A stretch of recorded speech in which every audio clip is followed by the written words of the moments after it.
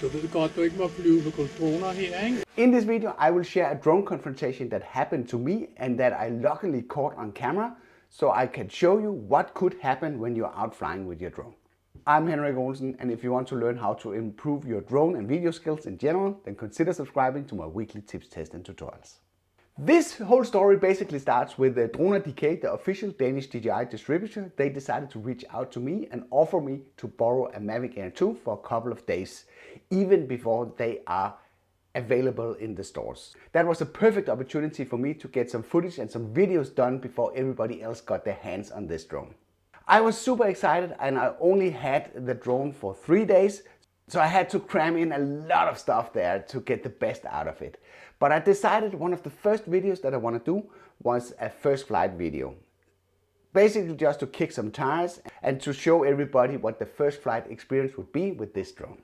So I decided for the topics. And the first flight video, I was not sure about the location. So just to be on the safe side, I booked 3 locations.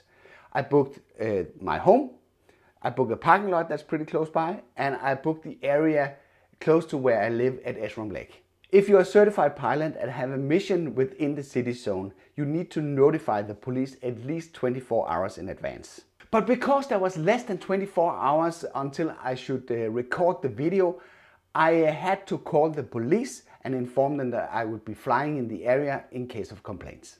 I also checked the website droneluftrum.dk, which I will link in the description below. That is a tool that drone pilots like me can use to sort of see if the areas that you're planning to fly is under certain restrictions.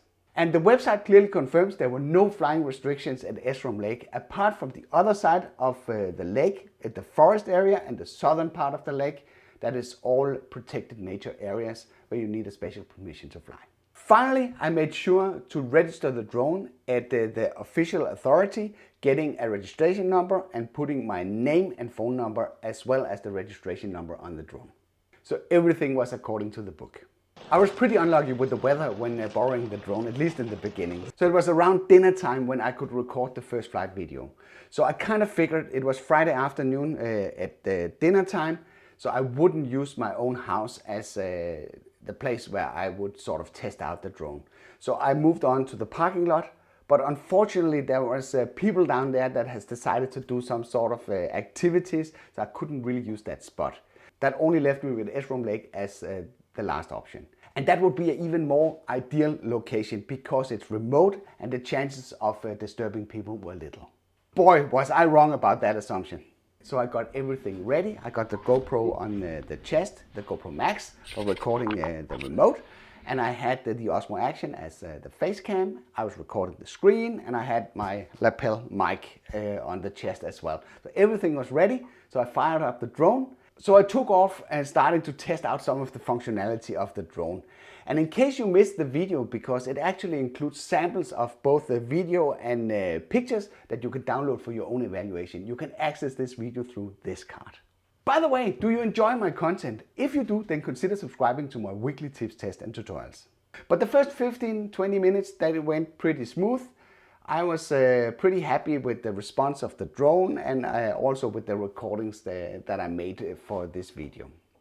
But then at some point I spotted somewhere on the screen that there was a guy approaching in a blue jacket. And there's nothing peculiar in having a blue jacket. It was only when he stopped at the brink of Esrom Lake and started to pull out his binocular, starting to look at the area and scouting for stuff out there.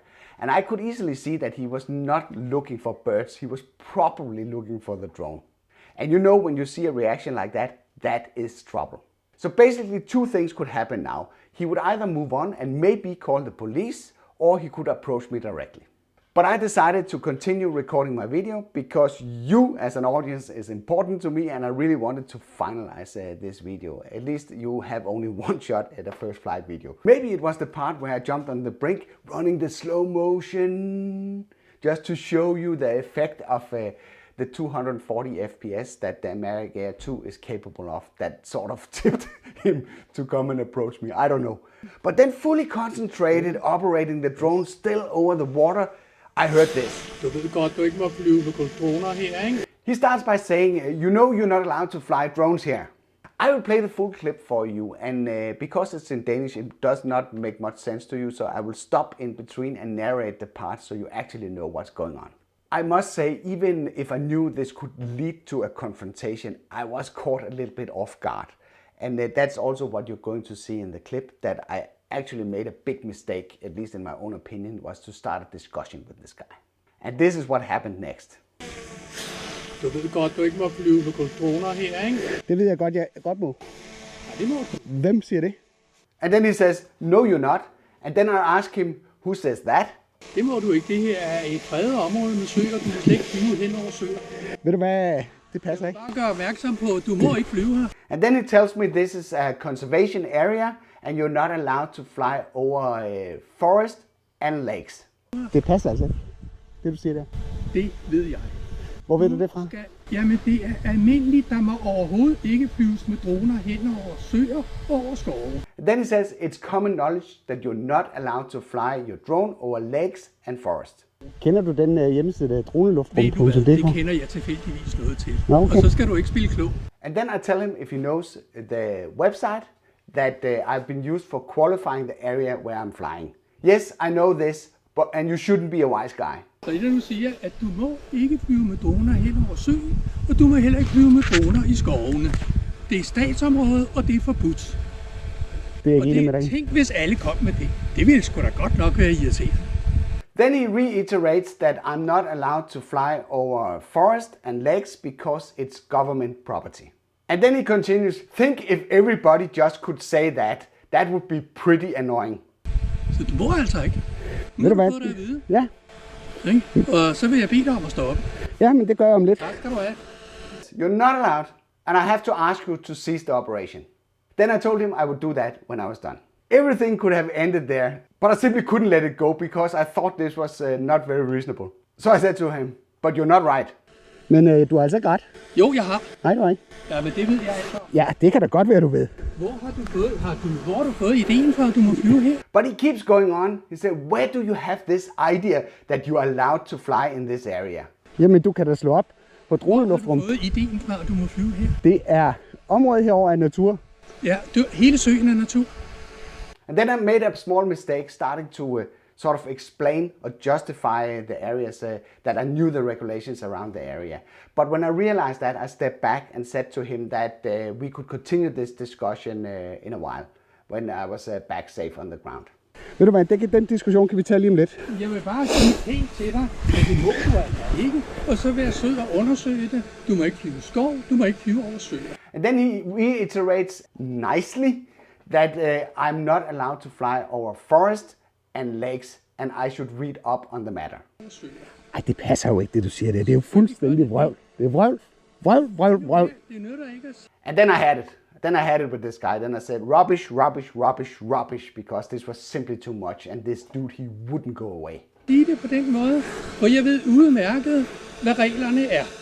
Ja, det ved Jeg du. er selv naturfotograf og kender alt for, hvad reglerne er, og du får ingen gang tilladelse til at blive her. And then he says, it doesn't help you to say it that way. And okay, of course, maybe he was right on that part, but he knew the rules. And then he was pulling out the big guns because he says, I'm a nature photographer.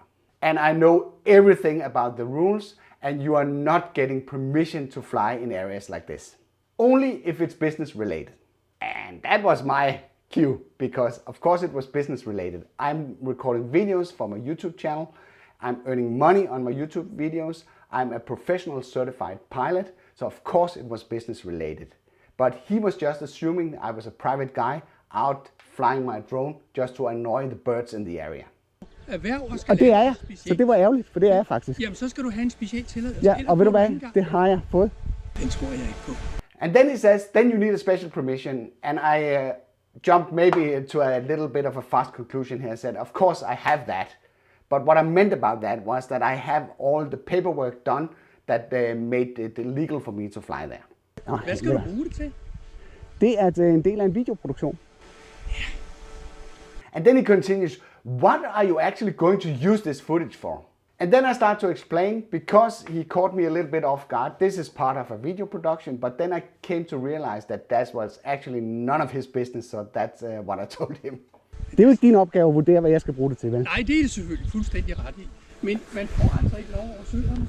And because he was a nature photographer, he kind of realized that he overstepped it at that point.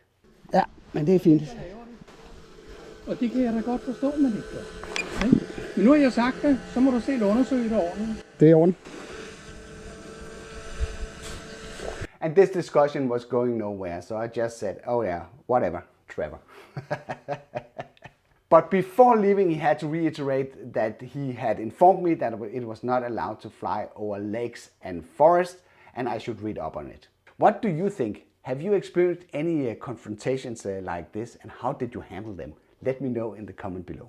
I'm really eager to hear your experience. So that was a pretty intimidating experience. I was a lot more fierce in reality than what shows on the video. And I also decided to blur out the face of the birdman because this video is not about him. It's more about the ways that you are approaching drone pilots in general. I had people confront me before with the drone flying, but normally they could be reasoned with, and you could show them what's going on the screen, and you could have a discussion about this, and everything was nice and dandy. But the birdman, you couldn't reason with this guy, and it was a big mistake from my side, looking back at the footage, that I actually went into a full discussion with this guy, trying to convince him that I had my right. I should simply have told him that I was flying according to the Danish drone laws. If he disagreed with that, he should call the police directly. And if he refused to do that, I would have called the police myself. But you have to imagine that I was doing this full recording in the middle of a video, and then this guy, he just jumps out of nowhere and starting to argue with me. And that was very intimidating, I have to say. I did another rookie mistake, and that was because I had multiple locations reserved for this flight. I didn't have the papers set in the right order in my bag, so I could just pick them and show them to him. That might have calmed him down, or might have made him realize that he was wrong. What would you have done in this situation? Just to be on the safe side, I decided to contact the Danish authorities just to check out if there was something that I missed regarding flying in that area. And they confirmed that the other side of the lake is a restricted bird area, as well as the southern part of the lake. But I was not even close to those areas because that would bring the drone far out of visual line of sight. So that was no issue, and he basically confirmed there were no restriction in that area and wished me a happy flying. But I knew this already, but it was nice to get it confirmed. And I'm gonna bring that letter in my front pocket next time I'm going to fly in that spot. By the way, are you interested in the Mavic Air 2, and are you from Scandinavia? Then I would definitely recommend that you go buy this at the Drone DK. And also, I made a ton of videos about the Mavic Air 2, so in case you want to check out the capabilities of this fantastic product, I compiled a playlist that you can access through this card. I hope you liked this video. If you did, then feel free to give it a like. If you didn't like it, feel free to press the dislike button twice. Thank you for watching, and I'll be seeing you around.